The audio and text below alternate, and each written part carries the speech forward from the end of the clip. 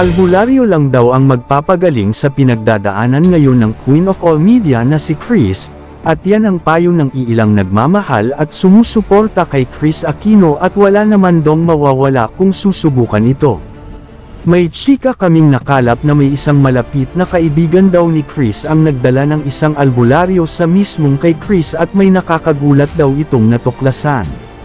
Nakitaan daw ng isang maitim na tao ang kandilang inilagay nito sa tubig na ibig sabihin ay may kumulam talaga kay Kris Aquino. Mismong ang ritual na ang nagsasabing kulam ang pinagdadaanan ngayon ni Kris at kailangan na itong magpaggamot sa isang albularyo at ito nga ang ginawa sa kanya sa ngayon at ang paniniwala lang nito ang magiging hagdan upang tuluyan na itong gumaling.